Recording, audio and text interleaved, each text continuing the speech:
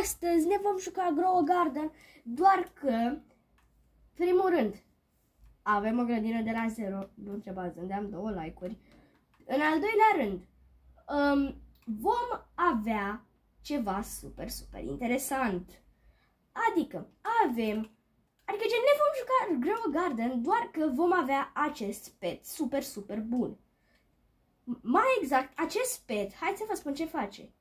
Acest pet îl cheamă Biscuit, are 44 de ani, este un pet divin pe nume Red Fox și, mai exact, ce face el este super, super tare. Mai exact, el face, la fiecare 6 minute se duce la altă grădină și fură câte un seed.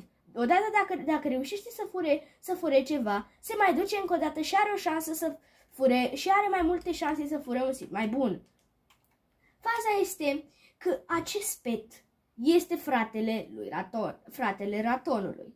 Eu încă n-am făcut rost de un raton, să facem un videoclip mai interesant cu raton, dar dacă vă place seria asta, scrieți-mi în comentarii și vom mai face cu acest Red Fox. Dar, înainte să începem, avem 3 reguli mari și late.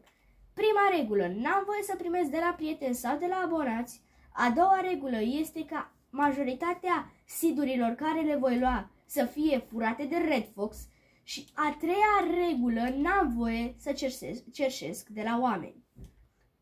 Ok, acum că am explicat toate regulile, haide să începem. Doar că nu pot începe. Nu pot începe pentru că nu s-au strâns, n-a apăsat nimeni pe butonul de like. Hai, apăsați. Aia, gata. Sper că s-a apăsat. Acum, pentru început, ar trebui să ne luăm un carrot. Bam și bam. Hai să vedem totuși dacă era ceva bun în stoc. Bă, uite-te. Uitați-vă. Eu aș vrea, la finalul acestei serii, să facem rost măcar de o prismatică. Și că tot veni vorba de o prismatică, mai avem o regulă. Nu avem voie să luăm seed-uri de la admin abuse. Adică tot ce vom lua va fi normal. Și până la finalul serii vreau să am o grădină cam așa. Dar nu cu burning badurile alea, că ar trebui să craftezi 100 de reclaimere. Bine, hai să nu mai vorbim și hai să punem acest carrots. Hai să așteptăm. Dar haideți până se fac mai are 4 minute până când Biscuit se duce la furat. Ok, am luat Red Fox și am luat carroții. Wow, ia stai un pic, asta e nouă. Nu știam pe asta, bro. Sprinkler sales. Mai stă 50 de secunde și are sprinklere. Păcat că n-am bani, bro, că le-aș fi cumpărat. Sunt super interesante, gen. Uite, ăsta ne-ar fi agitat super mult, pentru că este cu berry și ceva de berry. Dar că eu nu am bani. Haideți să vindem acești carrots, sincer. O să dăm direct să mai inventorii. Avem 37 de dolari. Mergem din nou să... Ok, mai sunt 20 de secunde până să dă restock. Sincer, aș vrea să iau aș vrea să iau, sincer, un coconut. Sau un coconut, da, pentru că s-ar vedea super frumos la noi în grădină. Bine, oricum, să dai restock la pet shop. Știu că n-am bani, dar totuși hai să vedem ce aș fi pierdut dacă aș fi avut bani. Ia să vedem. Aș fi pierdut. Sper să nu fie un bug egg. Ia să vedem. Ok, n-aș fi pierdut mare lucruri, doar că aș vrea să deschid 2 din astea, dar nu acum. Deci nu acum, dar aș deschide, sincer. Ok, până atunci o să păstrez un pic carroții ăștia, că poate prind Drenseed. Da, m-a luat gura pe dinainte. Hai să vindem carroții. Ok, am luat să mai inventorii. Avem 80 de dolari. Și cu 80 de dolari ne dăm un pic de level up. Vom lua câteva căpșuni. Doar ok. Și cu câți mai avem, vom lua carrots. Ok, acum cu cei 3 carrots îi vom planta. Și vom planta și acest strawberry. Doar că problema e... Ok, a crescut unul de aur. E perfect. Pe ăsta de aur o să-l las să prindă mutație. Doar că faza e că căpșuna crește mai greu. Dar avem timp. Ok, trebuie să am grijă să-l culeg pe ăsta de abur. Mergem să ne mai dăm o dată sell la tot inventoriu. Perfect. Avem $60 și cu $60 ne mai cumpărăm niște căpșuni. Let's go. Mai punem o căpșună aici, dar trebuie să avem grijă să nu luăm acel carrot. Sper să crească o căpșunică mică, pentru că dacă nu știți, logica în acest joc e căpșuni mici, tulpina mică egal căpșuni mari. Tulpina mare egal căpșuni mici. Ok. Acum mi-aș dori, sincer. Ar vrea să vă prin ce este mai bun la seed shop.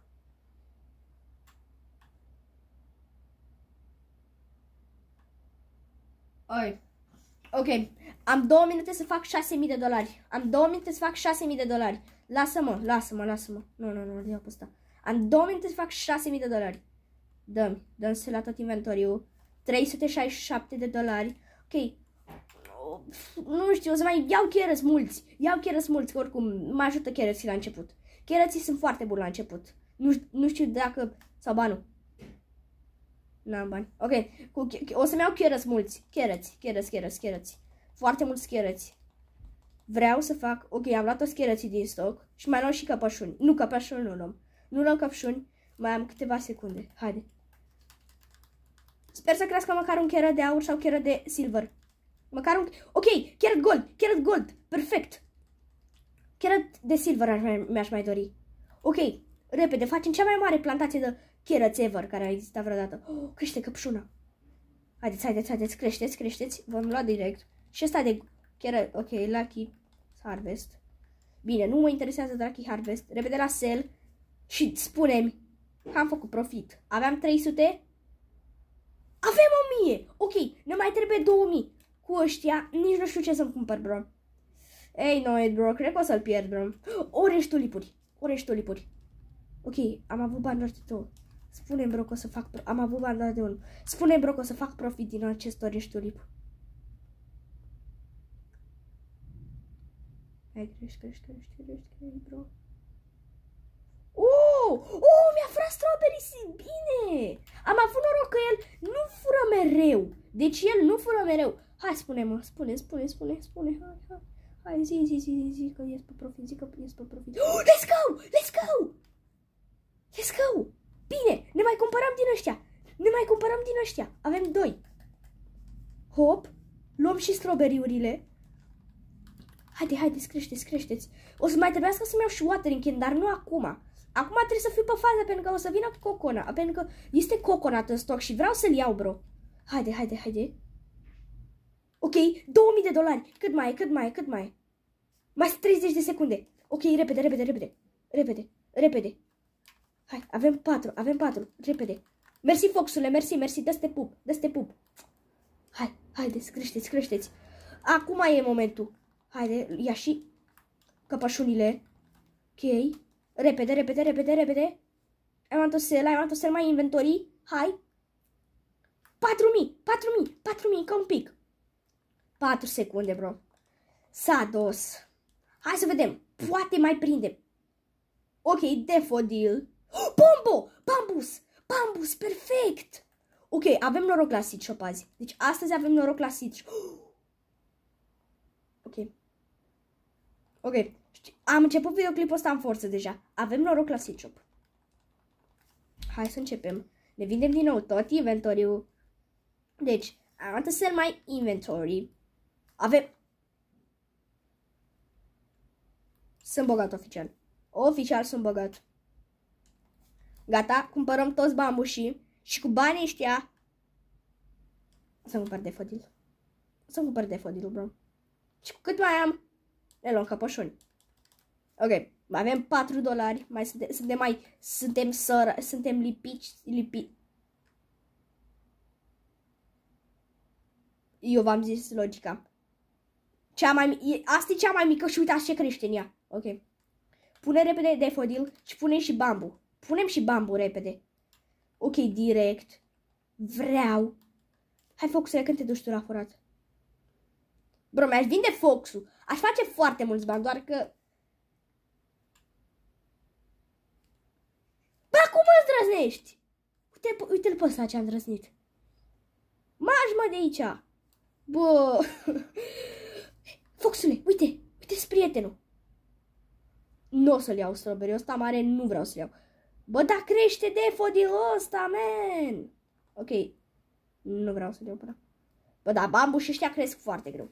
Deci mi-am făcut o idee. Bambușii cresc super greu. O să-mi vând căpășuni. Căpășunile. Am făcut 128 și cu banii ăștia îmi cumpăr caca, că n-am ce să-mi cumpăr. Bă, trebuie să-mi iau stropitoare, watering can neapărat. Deci watering can neapărat trebuie să-mi iau. Bro, ok. Bro, da, atât de mic defodil a crescut. Pe bune. Ok, spune-mă... Ok, spune măcar că e scump. Spune măcar că e scump ăsta. 900! Bine! Cu 900. Cu 1000. Ce să facem cu 1000? Mi-aș cumpăra tomate, sincer. Hai să ne cumpărăm tomato. Și dacă nu e mai bun decât defodil, măcar tomato avem la infinit tomato. Adică o să crească și o să crească. Este la garden. Bro, ce garden cu ăsta?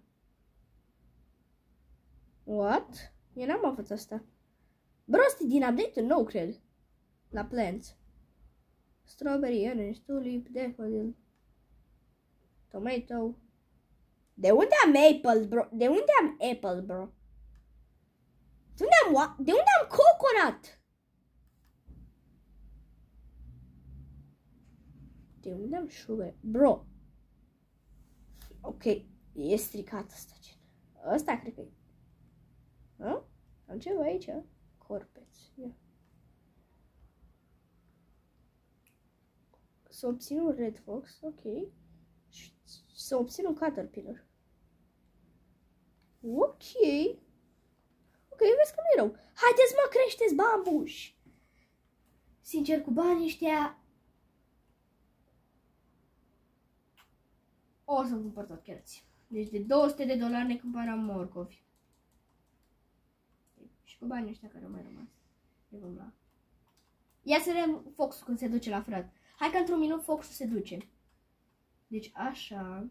Bro, unde sunt cărății? Oare am aici? Ok, avem 19 cărăți.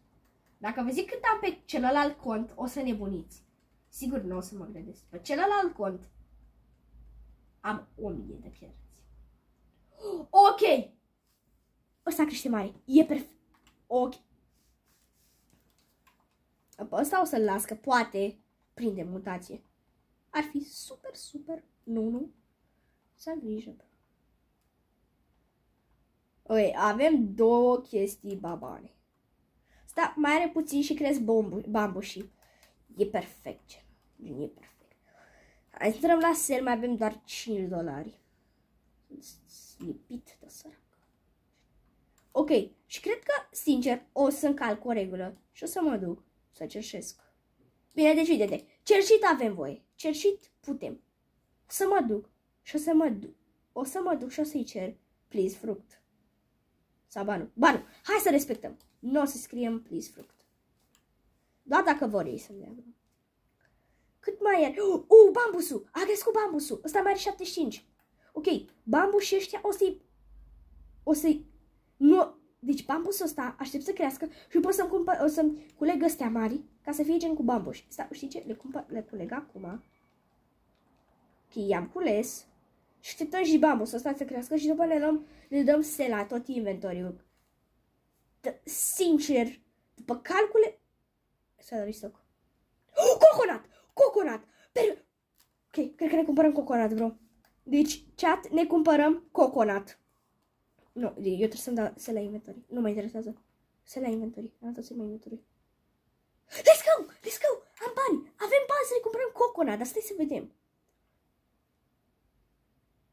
Nu, coconut e cel mai bun. Coconut. Deci coconut ne luăm. Haide. 3, 2, 1, go! Let's go! Coconut. Bă, vezi că până acum grădina noastră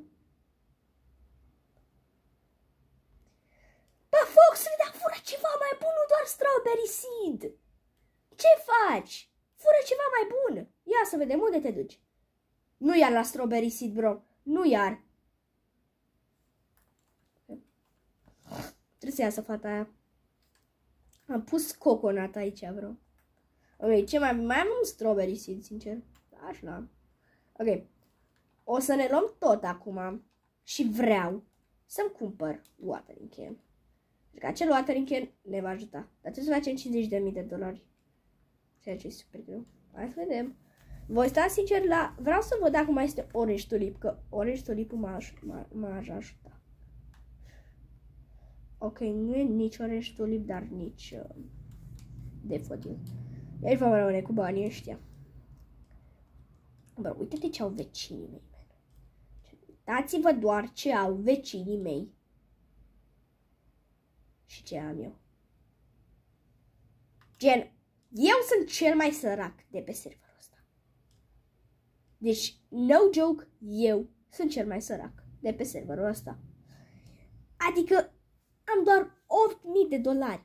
Ok, știu, pot să intru cu celălalt cont. De pe contul ăla, dacă vă zic sincer câți bani am, o să mă credeți. Am 1 QE, nu QA sau QE, QE gen. Am 1 chilion sau QIlon sau... Nu știu, caz am mulți bani. Okay, tomato-urile astea cresc. Hai să ne mai luăm și căpășunile. Ia să vedem. Un pic să vedem dacă am bambusul. Nu, avem doar căpășuni. Shocked! Bro! Shocked! Mamă! Avem aproape. E perfectă. Bă, da, n-avem nimic a crescut, man. Bă, Red Foxule, fură-mă ceva și tu, bun. Ce faci? Ok. Mai are 4 minute, bro. Mi-a scos Red Fox, gen. Ok, îl punem înapoi.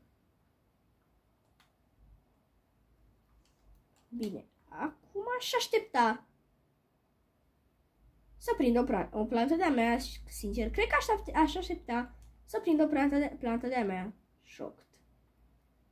Dar...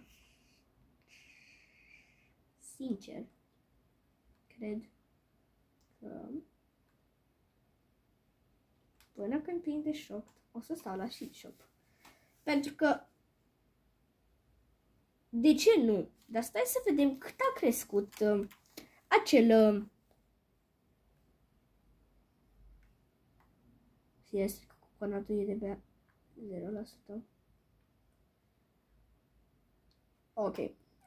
Trebuie să strângem bani neapărat, dar... Haide, mă, să prindă căpășul. A prins uit! A prins uit! Ok. Ce a mai prins? Să prindă și Shocked, bro. Dacă ar prinde și Shocked, ar fi mai bun, mai mult decât bine. Ar fi perfect. Bă, da, ăsta, tomato-ul ăsta, nu vrea să crească, bro, adică crește foarte greu. Mă, dar tu de ce nu pune? Tu puteai să furi cum se numește? Tu puteai să furi și un bambus, uite, un bambus puteai să furi. Un bambusi, dar tu furi numai căpășuni, bă, tu furi numai căpășuni. Opa, restock, ia să vedem. $8.000, poate mai prindem un coconut. Ar fi perfect.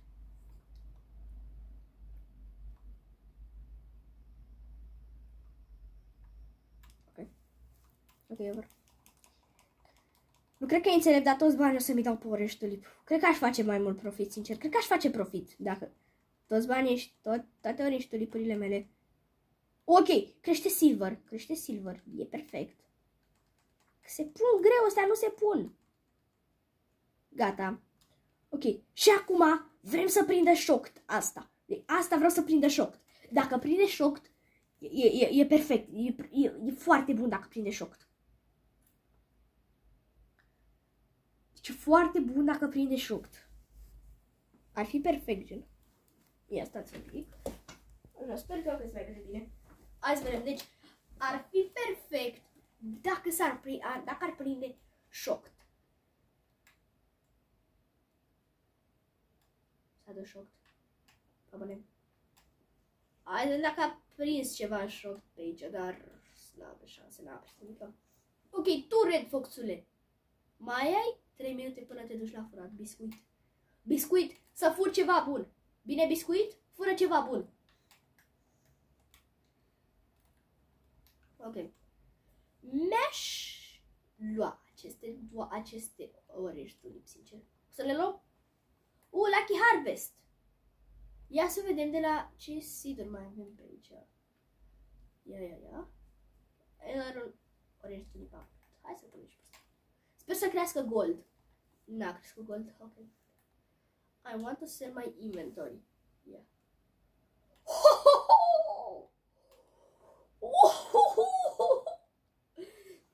Aproape facem bani pentru watering can.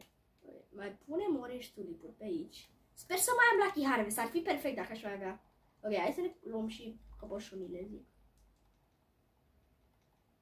Ok, luăm și orange tulipurile astea. Și mergem tot la sell. Și ne dăm să mai vedem. Ok. Avem 27.000 de dolari. Ok, mai mult decât perfect. Mai mult decât perfect, bro. Deci, obiectivul meu în acest videoclip este să fac rost de watering can. Deci dacă fac rost de watering can, nu știu, ăsta e obiectivul meu în primul videoclip, să fac rost de watering can.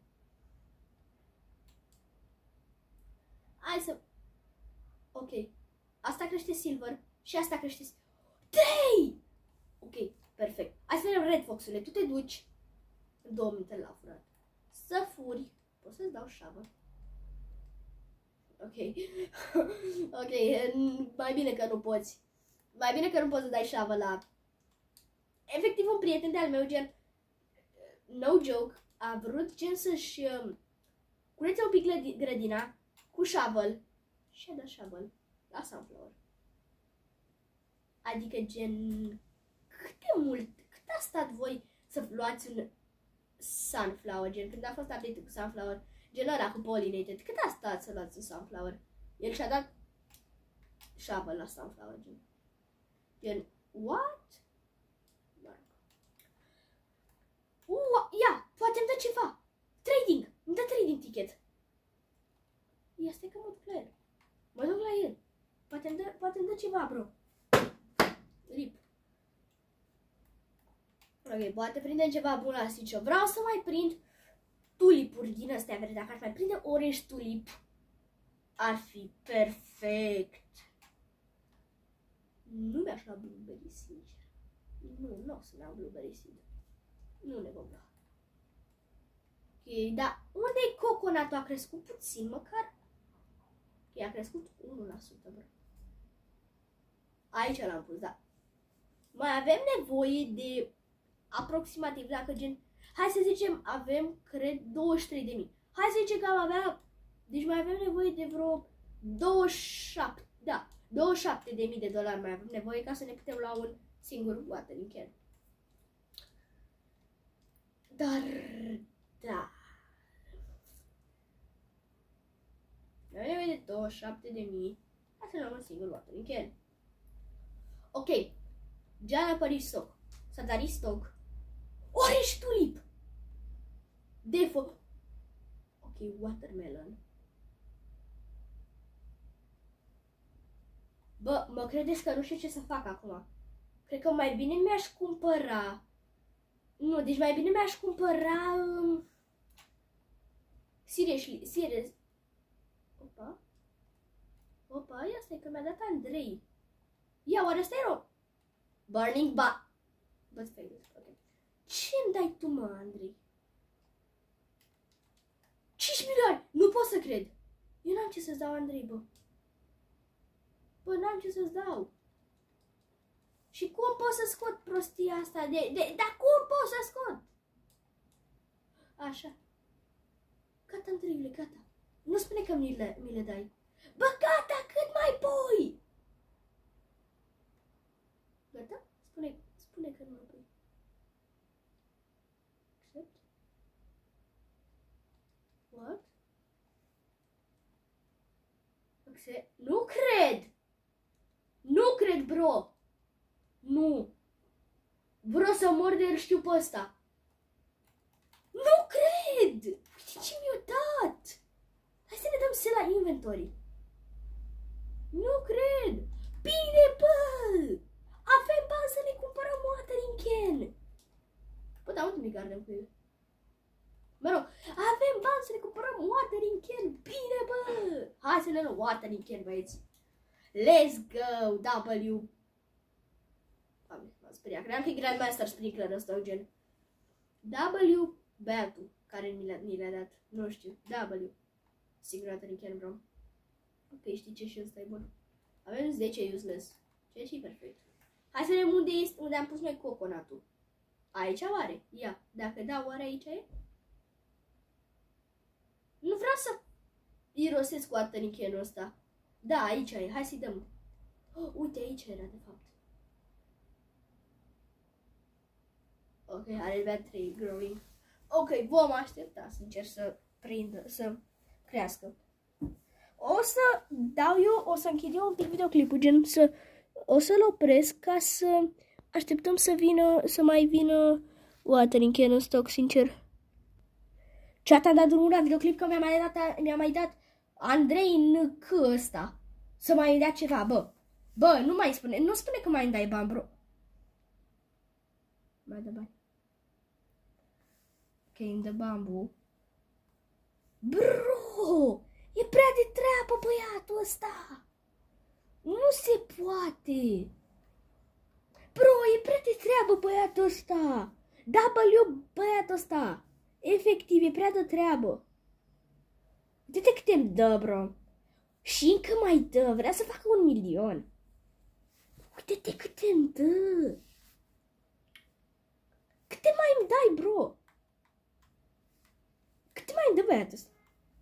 Ok, dau ce, bro? E insane cât îmi dă băiatul ăsta, e what?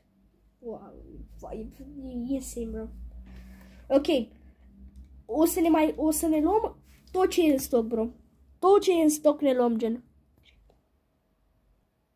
Chat, îl prindem în direct și în reluare. Cum se duce? Să fură, să vedem. Cât mai are Lil, bro? Cât mai are Lil, bro?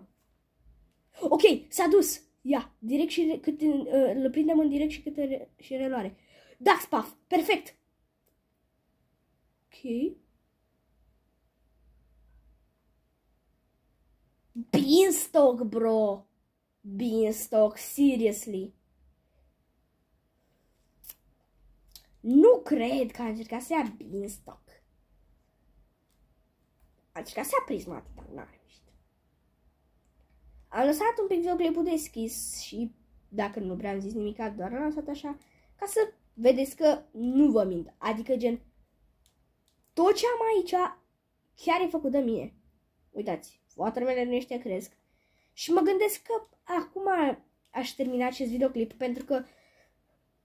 pentru că nu știu, cam atât ar fi suficient pentru această primă zi de această serie. Adică și gen, dacă vă place seria asta, scrieți în comentarii ca să știu că vă place și să mai facem videoclipuri din seria asta, că poate acest micuț ne fură, nu știu, să avem noroc să ne fură un beanstalk, ar fi perfect.